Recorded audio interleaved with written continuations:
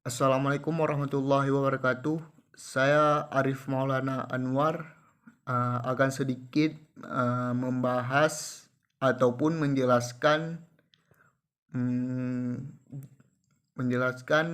manajemen risiko yang ada di asuransi syariah. Baik, sebelum itu kita coba untuk mengetahui apa pengertian dari manajemen risiko tersebut. Manajemen risiko adalah sebuah usaha untuk mengurangi risiko di dalam mengambil sebuah keputusan di dalam sebuah perusahaan ataupun bisnis yang sedang kita lakukan. Di mana manajemen risiko ini sangat uh, sangat berperan penting bagi bisnis dan perusahaan kita untuk tetap berjalan dengan baik sesuai dengan tujuan visi dan misi yang telah dibuat oleh perusahaan, di mana manajemen risiko ini akan menepis risiko-risiko yang akan mengganggu perusahaan tersebut. Yang kedua itu jenis-jenis dari manajemen risiko. Yang pertama itu ada risiko dari dinamis, di mana risiko ini timbul akibat suatu keadaan yang berubah. Contohnya perilaku masyarakat dan juga teknologi, dari berkembangnya sebuah teknologi. Yang kedua itu ada resiko statis, di mana ketidakpastian yang selalu ada walaupun tidak ada perubahannya, seperti contohnya itu sambaran petir. Yang ketiga itu ada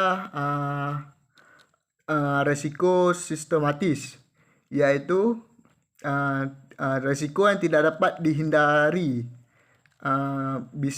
Bisa berasal dari inflasi, kurs mata uang asing, dan juga suku bunga. Ini biasa terjadi di pasar saham, obligasi, dan reksadana.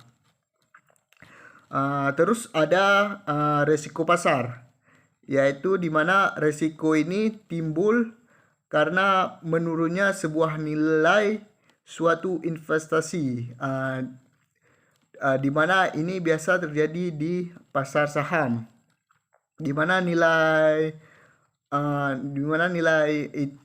nilainya itu tidak selalu naik dan tidak selalu turun, tergantung bagaimana pasar pada hari itu. Dan yang terakhir itu ada resiko murni, yaitu apabila risiko ini terjadi maka apabila terjadi maka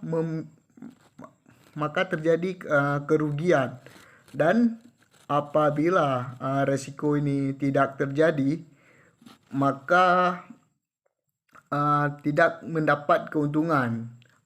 Seperti contohnya itu banjir, yang dapat merugikan kita apabila dia datang. Apabila tidak ada maka itu juga tidak dapat menguntungkan kita ataupun perusahaan ataupun bisnis yang sedang kita jalani. Terus banjir, gempa bumi, tsunami, dan faktor-faktor alam yang tidak dapat kita duga.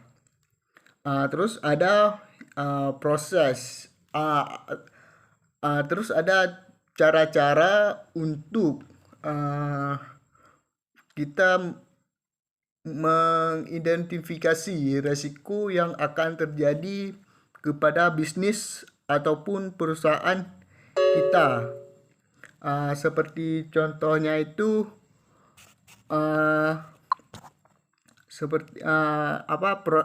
ada beberapa cara untuk kita mengetahui ataupun cara menangani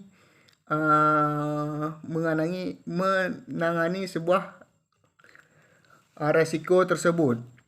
Yang pertama itu mulai dari proses identifikasi sebuah risiko, di mana proses yang secara sistematis ini terus dilakukan terus-menerus untuk dapat mengidentifikasinya kemungkinan yang akan timbul, resiko yang akan terjadi kepada perusahaan kita, baik itu terhadap hutang, kekayaan maupun personil perusahaan atau bisnis tersebut.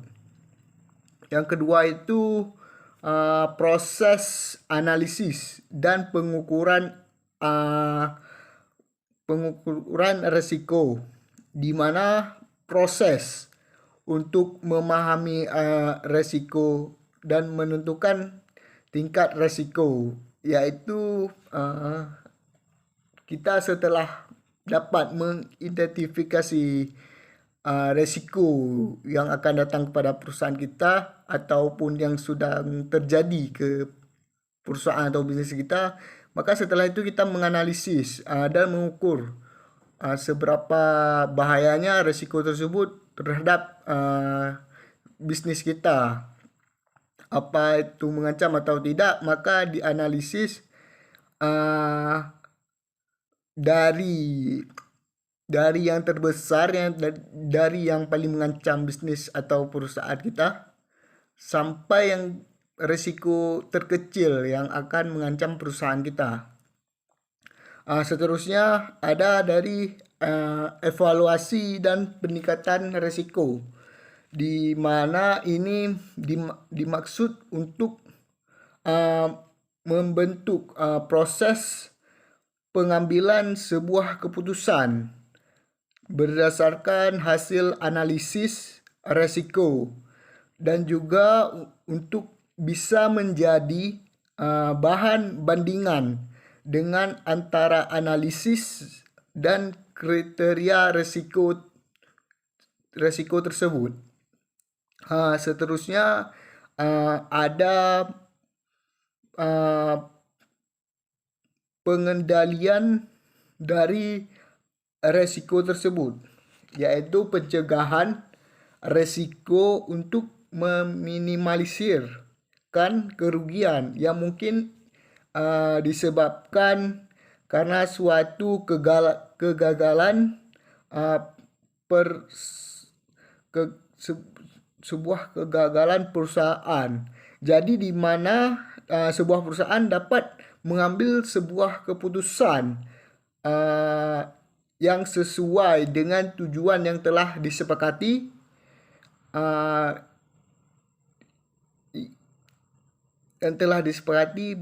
untuk agar risiko tersebut dapat dikendalikan dan tidak dapat merusak